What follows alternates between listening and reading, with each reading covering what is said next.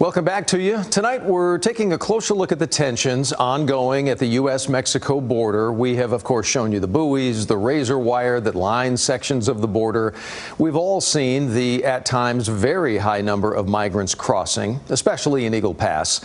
And the showdown between the state and federal officials continues, of course, over the response, or the lack thereof, depending on who you're talking to the problems at the border. But it wasn't always like this. Jack Herrera looked into it. The topic for Texas Monthly. In fact, he's joining us now for a little deeper discussion on all of this. So, Jack, when we rewind the clock just 3 years ago, we know the state and the feds were working together in tandem. Can you talk a little bit about how Operation Lone Star first played out, and then what did you find as far as when this tension between state officials and federal officials kind of truly began? Thank you. Absolutely. You know, this is one of those stories on the border that I think is told differently in the headlines than it's actually happening on the ground day to day. And it's a complicated story.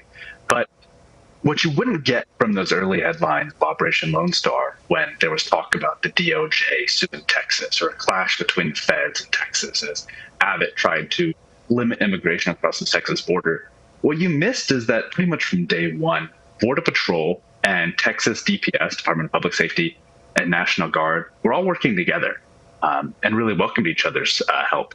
I was reviewing court documents, and you see instances multiple times of people like Colonel Eric Ortiz of DPS making it clear that without Border Patrol's help, without their training, without their coordination, it would have been hard for Operation Lone Star to even get off the ground.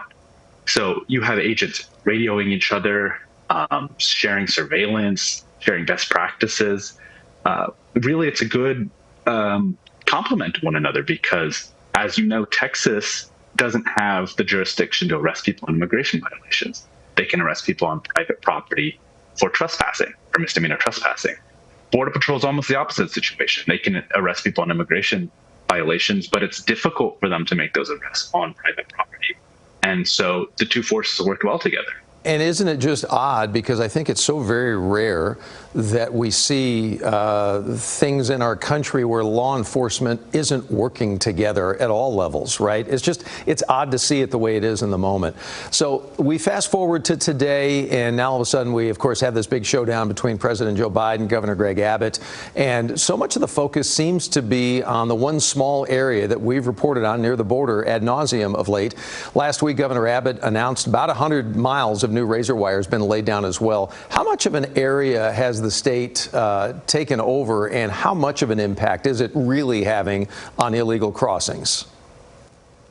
Yeah, I mean, when you look at Operation Lone Star, its main emphasis has been on lower population West Texas counties where the rate of immigration has truly skyrocketed. These are places where people didn't used to cross in meaningful numbers and are now often the most populated crossing destinations on the border. I'm talking specifically around the Eagle Pass, Del Rio area.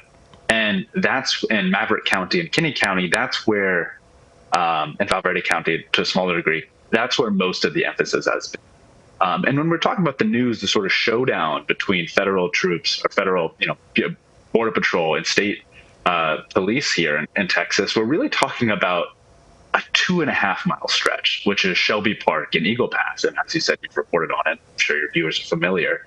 But really, this is a former municipal park that the state is now using as gained control over, including a boat ramp where Border Patrol would typically launch their boats, and a field where Border Patrol would detain and arrest and process migrants. And so that specific area on the 1,500 mile long Texas border, these 2 miles are really what we're talking about when we're talking about a clash between the feds and state forces. Right. The last question I want to have answered is regarding the razor wire. Some people of late asking, why aren't Border Patrol agents cutting down razor wire again? Supreme Court ruling back in January basically allowed that process to start up again.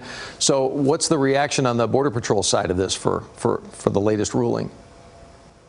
I've heard Border Patrol tell reporters, that some individual agents is actually somewhat demoralizing. They don't mind having razor wire up. The only reason Border Patrol ever cuts wire, and I think this is key for people to understand, is to go arrest migrants. The Rio Grande halfway across the Rio Grande is the line in which you're in the United States. As soon as you're in the United States, Border Patrol has an obligation, a legal obligation to detain and arrest and process migrants. If there's barbed wire, if there's concertina wire between them and that migrant, they're going to cut it. They're not going to walk over that to go get the migrants. And if there are migrants stuck in that wire, they have the obligation to arrest them. They can't just watch them in there. So Border Patrol agents, outside of their own choices, have to get to migrants, have to cut the wire. And so that's what's happening. And that's what's really fueled this clash between Texas and feds. Yeah. Good discussion, and one that you and I both know is not going to end anytime soon. There's a long time coming still. Jack, thanks for the open discussion on this. We appreciate your time. And by the way, you can read his article right now. Good read for you on TexasMonthly.com. And you can also watch past interviews with Texas Monthly, our partners, on CBSNewsTexas.com.